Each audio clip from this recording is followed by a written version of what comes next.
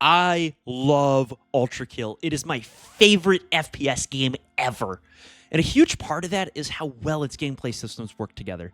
The game rewards skill and experimentation while giving you countless ways to approach combat. And even after 40 plus levels, its core gameplay loop stays engaging, and it's because of its weapons, movement, enemies, and environmental mechanics that constantly create new opportunities for the player. And yeah, I'm gonna ignore the secret levels, that doesn't count. When the fraud update came out, I played through everything it had to offer and loved every single portion. Even after my 416th death on Disintegration loop, I was still having a blast. Then I reached the thanks for playing screen, and it hit me. I had officially run out of ULTRAKILL to play. So I thought to myself, hang on, I'm a game designer. I could just make my own ULTRAKILL while I wait. So that's where speedrunners came from. Well, actually, no. The idea originally came from a space cowboy run-and-gun game I made about 3 years ago in Unreal Engine. And ironically enough, that was my first project in Unreal Engine. And it looked like this. Yeah, there's a reason that video isn't public anymore. So I decided to bring the concept back as an opportunity to challenge myself as both a systems designer and programmer. Speedrunners is built primarily in C++, a small amount of Blueprint, and Unreal Engine 5.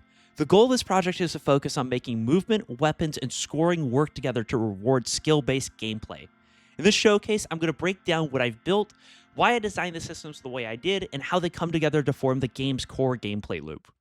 Let's start with the foundation of Speedgunners' design philosophy by covering the movement system. So Speedgunners isn't intended to be a shooter where movement simply gets you from one enemy to another. Your movement is part of your combat strategy.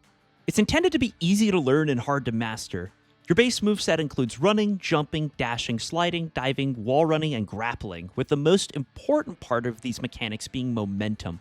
I purposely designed all the movement abilities to briefly preserve your current velocity, and this allows skilled players to chain movement together to build up speed. Now, speed isn't just moving for the sake of moving in this game either.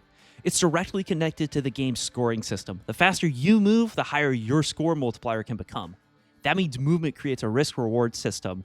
By playing aggressively and maintaining momentum, it makes you harder to control, but it gives you higher scoring potential. And that's where weapons come into play. Every weapon has a primary and alternate fire, and weapons can be swapped out at any given time. Each weapon also has its own cooldowns and gameplay purpose, which lets me create different weapons without having to rebuild the underlying system. The goal isn't for each gun to simply be better or worse than another. Instead, I want each weapon to be designed in a manner to where it can create opportunities for the others. Right now, there's only 3 weapons in the project: the plasma gun, scattershot, and the Wrangler. Let's start with the first weapon you have access to, the plasma gun. This is your primary setup weapon. The primary fire is a fast hit scan pistol designed for consistent damage and precision. Now, its alternate fire is a different story. It fires a powerful shot that can mark enemies on hit. And if you're good enough to land a headshot, it'll apply primed, which is a stronger version of marked. The shot can also bounce between nearby enemies when landing a headshot, which allows skilled players to set up multiple targets at once. This gives a player a reason to prioritize accuracy while also creating opportunities for the other weapons. But without the right weapon, you're never going to be able to capitalize on these opportunities. That's where the scattershot comes in. The scattershot is a high-powered shotgun intended to capitalize on these opportunities provided. Its primary fire is a projectile-based spread shot that deals strong single-target damage, but the catch is that its damage increases against marked and primed targets. So marked enemies will take 1.5 times damage, while primed enemies take double damage. Its alternate fire launches a powerful arcing projectile that explodes on impact. The explosion deals heavy damage and also launches the player backwards, giving it a secondary use as a movement tool. Now let's say some of these enemies you get these opportunities on are a bit too far out of your reach to use the scattershot on. You'll be able to use this next weapon to help bridge the gap. This is the Wrangler. It's a hybrid weapon focused on mobility and enemy setup. Its primary fire serves 2 purposes. It can either grapple onto green orbs for movement, or it can grapple on enemies and mark them on impact. The alternate fire launches out a lasso that can pull enemies taut together into a bunch. Once they're caught in one place, you have 2 choices. Either you can release them or dash into the group, marking everything caught in the lasso. Now this gives you 2 entirely new branches on your gameplay loop. You can either lasso enemies and then mark them all by running into them, lasso them again and cash out with a scattershot, or if you're really good at the game, you can use the plasma gun to mark everybody with primed, then hit them with the lasso and cash out with the scattershot. That's it for the current state of speedgunners. But I'd like to talk about some upcoming systems that you should expect for the next devlog. The first and most important one being the scoring system. Enemies are going to grant certain amounts of points on death, but there's going to be multipliers that you can get for playing well. These can include things such as bonuses for killing marked and primed enemies, killing enemies within a certain amount of time, or landing cool tricks with your guns, such as bounce shots from the plasma gun, alt fires on marked enemies with your scatter shot, or being able to successfully lasso enemies with the Wrangler.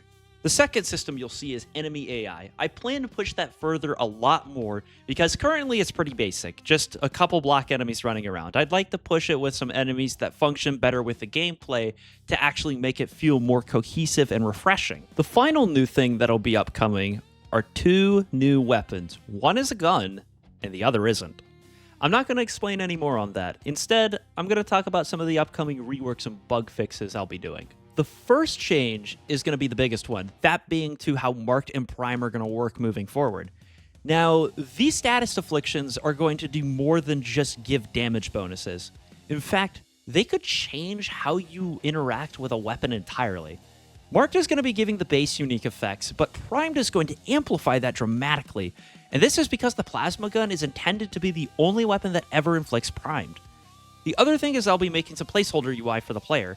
This is going to display the basics such as stats, score, multiplicative and additive parts for the score meter, along with the speed multiplier. As for the bugs, there's only 3 I gotta deal with. The first is a visual bug with a plasma gun where alt fire won't be visible when bouncing between enemies sometimes. The second one is more egregious where the plasma gun's alt fire sometimes recognizes a headshot but also won't bounce between enemies, which can be kind of frustrating. And the third one is easily the most frustrating, which is where the lasso from Wrangler's alt fire sometimes won't bind around enemies at all, even if you do hit them, which really hurts when you're trying to go for those setups. But what does that mean for the gameplay loop moving forward? While it does retain the same structure, how it branches out is completely different in combat now. With marks and primes giving new effects on these weapons, players are going to be more conscious about a lot of things, including their speed, positioning, when, and how they land those marks and primes. Because keeping a conscious mind about all of those different factors could be the make or break in winning an encounter. When it comes to players initially playing the game, they're only focused on one thing, and it's beating the level, meaning that they're only going to view marked and primed as those bonuses that help make their weapons better. But on replay, players are going to be more conscious about speed and what marked and primed does for the score, because they're going to want to have something that directly reflects their progression in skill as a player. That means that marked and primed are going to be looked at under 2 different lights depending on how skilled a player is. That covers everything I want to showcase. Speedrunners started because I ran out of ULTRAKILL to play, but now it's become an excuse to see how far I can push myself as a systems designer and programmer. And hopefully by the time I'm done, I've made something worth playing even after I run out of levels again. Thank you for watching, everybody, and I'll see you in the next devlog.